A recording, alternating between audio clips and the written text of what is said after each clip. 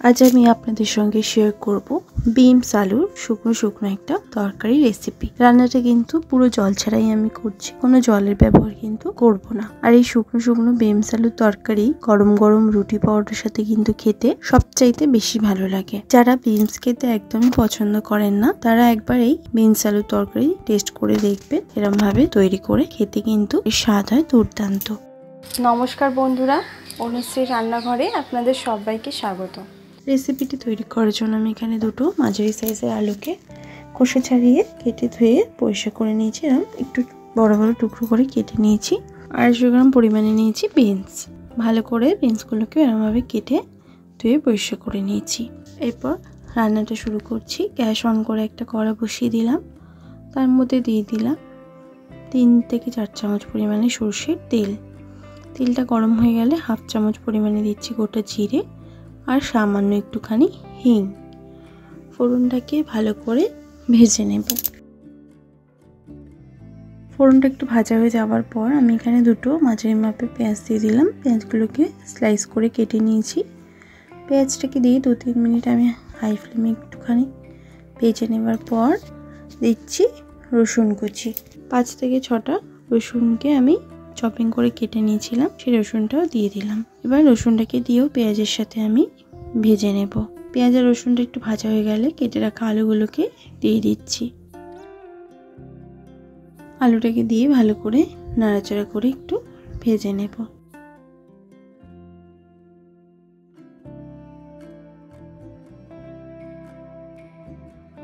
আলুটাকে দিয়েও একটুখানি ভেজে নিলাম। পেঁয়াজটাও কিন্তু আলুর সাথে সাথে আর একটু ভাজা হয়ে গেল।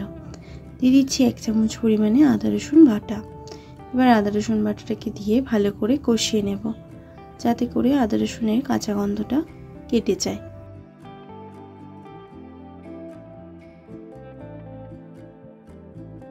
আদা রসুনের কাঁচা গন্ধটা কেটে গেছে। এরপর গ্যাসের ফ্লেমটা লো করে দিয়ে আমি এখানে দিয়ে দেব কিছু গুঁড়ো মশলা। 1 চামচ পরিমাণে দিলাম জিরের গুঁড়ো, 1 চামচ পরিমাণে ধনের গুঁড়ো, 1 চামচ পরিমাণে ঝাল লঙ্কার গুঁড়ো, 1/2 চামচ পরিমাণে হলুদের গুঁড়ো দিয়ে ভালো করে ফ্লেমটা লো করে মশলাগুলোকে দিয়ে কষিয়ে নেব। ভালো করে মশলাগুলোকে দিয়ে কষিয়ে নেবার পর আমি কেটে রাখা বিনসগুলো দিয়ে দিলাম আর দিয়ে দিচ্ছি স্বাদ মতো নুন। ভালো করে বিনসগুলোকেও আবারও মশলার সঙ্গে একটু কষিয়ে নেব।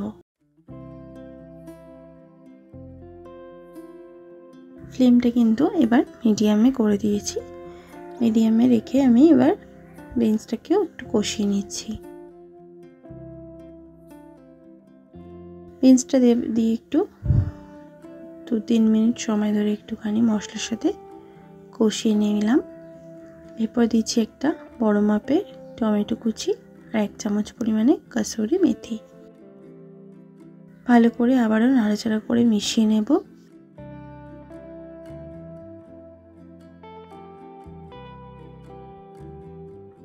ভালো করে নাড়াচাড়া করে মিশিয়ে নেওয়ার পর একটুখানি নাড়াচাড়া করে মিশিয়ে নেওয়ার পর কিন্তু আমি এটা ঢাকা দিয়ে রান্না হতে দেব।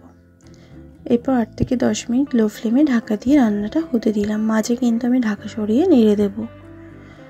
ঢাকাটা সরিয়ে নিলাম 8-10 মিনিট পর। মাঝে কিন্তু আমি ঢাকা সরিয়ে নেড়ে দিয়েছিলাম, যেহেতু জল ছাড়া রান্না তলায় যাতে না ধরে যায় সেই জন্য। ভালো করে এবার নাড়াচাড়া করে নিলাম। আলুটাও কিন্তু ভালোভাবে সেদ্ধ হয়ে গেছে। দিয়ে দিচ্ছি সামান্য একটুখানি গরম মশলার গুঁড়ো আর ধনেপাতা কুচি। ভালো করে ধনেপাতা কুচি আর গরম মশলাটাকে দিয়ে নাড়াচাড়া করে মিশিয়ে নেব আর একটুখানি ড্রাই করে নেব। এই রান্নাটা যত শুকনো শুকনো হয় খেতে কিন্তু ততই টেস্টফুল হয়। ভালো করে নাড়াচাড়া করে আর একটুখানি ড্রাই আমি করে নিচ্ছি।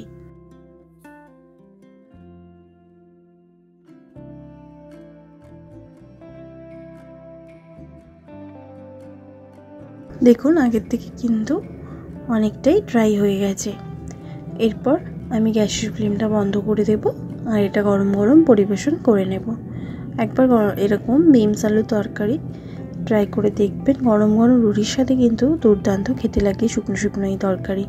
আশা করছি আপনাদেরও ভালো লাগবে। ভালো লাগলে লাইক শেয়ার করতে ভুলবেন না, কমেন্ট বক্সে কমেন্ট করে জানাতে ভুলবেন না রেসিপিটি কেমন লাগলো। ভালো থাকবেন, সুস্থ থাকবেন, ধন্যবাদ।